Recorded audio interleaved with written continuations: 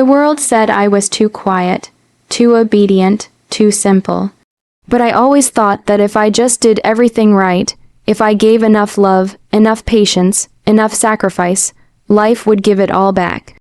Especially my parents. From the moment I was old enough to understand what a bill was, what a late fee meant, what it looked like when my mother cried quietly in the kitchen over rent, I made a silent vow to myself, one day I'll fix this, one day I'll give them a home where they can breathe. I worked harder than most. No nights out, no fancy gadgets, no vacations. Every rupee, every dollar I earned went into a quiet little savings account titled Home. My friends called me crazy. You're in your 20s, live a little. But I smiled and shook my head. I had a purpose. While others were upgrading their phones, I was pulling double shifts at work. While they were dating, falling in love, and making memories, I was tutoring, freelancing, skipping lunch to stretch every coin. I saw the house by accident, a 2-bedroom flat in a modest neighborhood, not flashy but warm, the kind of place that felt like an exhale. The moment I walked in, I thought of my parents, my father's morning tea on the balcony, my mother's favorite wind chimes in the living room. I could already picture them growing old peacefully there. So I bought it. My name, my money, my sacrifice. My dream, I told them after the papers were signed. My mother gasped and covered her mouth. My father hugged me so tightly I couldn't breathe. You're too good to us, they said, eyes full of pride. I moved them in within a month. I still remember helping them unpack, setting up the curtains, lighting a dia at the entrance. It felt sacred. I didn't ask for anything in return, not a thank you, not repayment, just love, just the sense of belonging. But little things started to shift after the move. My sister, Ree, who had always been the center of their attention, the favorite, the golden child, began visiting more often. At first, I was happy. I thought maybe the home brought us all closer, but then I noticed the private whispers between her and my parents. The way they'd stop talking when I entered the room. The way she began acting like she owned the place, rearranging furniture, making decisions, snapping at me when I gave input. One day, I came home from work to find my things moved out of the main bedroom. Ree was moving in. It just makes more sense, my mother said softly. You're always working late anyway. That night, I slept in the guest room, hugging a pillow like a lifeline. But I told myself, it's fine, I'm overthinking, they love me, they wouldn't do anything wrong, until I overheard them talking. The door to my father's study was ajar. Papers rustled. A pen scratched across something.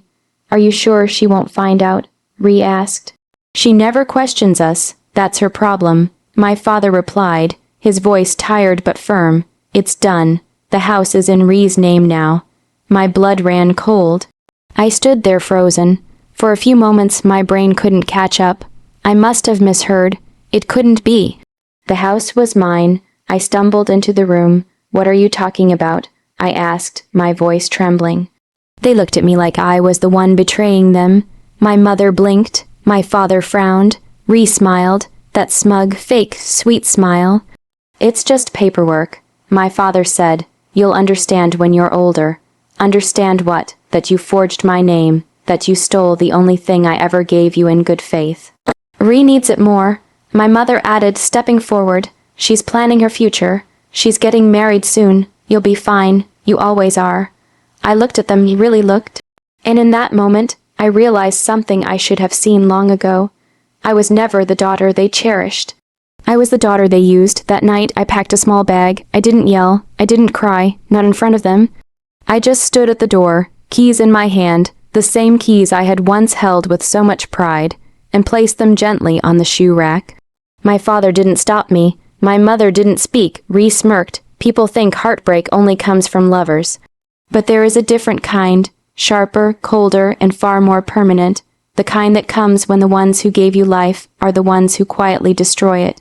I wandered through the city that night like a ghost, unsure where I was going. The roads looked different. Everything I once thought was familiar felt foreign. It wasn't just the loss of a home, it was the loss of an identity. A betrayal so deep, it didn't bleed on the outside, it bled in silence, inside the soul. I checked into a cheap lodge at the edge of town. The bed creaked, the sheets smelled like mold, and the window didn't shut properly. But it was the first place I'd slept in that wasn't wrapped in lies. The next morning, I went to a lawyer, quiet, shaky, determined. I placed the original documents I had, the ones with my name, on the desk. He flipped through the papers, eyes narrowing. These were forged, illegally transferred. He said. My heart dropped. Can we fight it? He hesitated. Illegally, yes. But if the notary was bribed or complicit, it'll be your word against theirs. It'll be a long battle, expensive, dirty. Are you prepared for that? I wasn't. Because the truth was, I had already spent everything, not just my money, but my faith. My savings, my trust, my time, my years all gone. What little I had left couldn't be wasted fighting people who had already shown me how little I mattered. I left his office and sat on a bench outside a closed cafe, watching couples laugh over coffee through the window, pretending for a moment that I was someone else. Someone normal. I didn't talk to my parents. I didn't text Ree. They didn't call either. A whole week passed in silence, and with each passing day, the wound got deeper, but so did the resolve.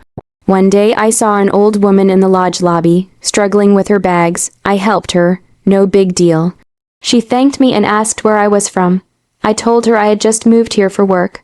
A small lie. But maybe, for once, a necessary one. She smiled, handed me a flyer. My son needs help managing his bookstore. He's terrible with inventory. That's how it began, my second life. I started working at the bookstore part-time. The pay wasn't much, but it gave me purpose. Surrounded by stories of others, of pain, of triumph, of people who lost everything and found something better, I found a strange comfort. The owner, Rajiv, was kind, quiet like me. We didn't talk much at first, but I noticed how he'd leave a cup of chai at my table every morning without asking. Small acts of care, nothing asked in return. It felt unfamiliar, but good. I rented a tiny flat above the store after a few months, barely 400 square feet. A single window, a tiny kitchen, but it was mine. No lies, no forged papers, no shadows creeping around corners. Some nights I'd cry quietly into my pillow, not for the house, not even for the money, but for the version of me that believed love meant safety. That version was gone now. I kept tabs on them though, not directly, just enough to know what was happening back home. Ree had indeed moved in fully. She threw a lavish engagement party, all funded by her new home, complete with photos on social media captioned, "Built on love, love." Funny word that. My parents stood beside her in every photo, glowing with pride. The world saw a happy family. But all I could see was a well-framed lie. One day, I got a message from a distant cousin. "Hey, I heard you gave the house to Ree. That was so selfless of you." I didn't reply. Let them believe what they want. Let the world eat up the narrative they built. I had nothing left to defend. No name to protect, no face to save, but something strange started happening. The more they erased me from their version of the story, the more I began to exist in my own. I started painting again, something I'd given up in college. I joined a library circle. I even began tutoring kids in the evenings. The simple joy of building a life that was mine, even if tiny, healed me in places I didn't know were broken. Still, I never forgot. The pain didn't vanish. It just stopped screaming. It settled into a quiet ache, the kind you carry like a scar. Always there, always reminding. I told myself, I don't need revenge. I just need peace. But fate, as it turns out, has a strange way of circling back. One day, it presents you with a mirror, not just to reflect who you've become, but to show them exactly who they lost. And that day was coming soon. 3 years passed. 3 long, quiet, liberating years. I didn't become rich. I didn't become famous. I didn't suddenly transform into someone unrecognizably powerful, but I healed. Brick by brick, I built a life that wasn't rooted in anyone else's expectations. I ran that bookstore with pride. I painted in the evenings and sold my art on weekends. I made just enough to live simply, but I smiled more. I slept deeper. I didn't have to flinch every time my phone buzzed. My hair was longer, my laughter real. I had no contact with my parents or Ree. They had taken my house, but I had taken my freedom. Then one morning, while watering the potted plants on my small balcony, a familiar name popped up on my phone. For a moment, I thought it was a mistake. Then another message came. Hey, can we talk? It's urgent, please. I stared at it for a long time. Not replying was easy, but curiosity has teeth. That evening, against every instinct, I replied with one word. Why? She responded in minutes. The house, we might lose it. There's a legal issue.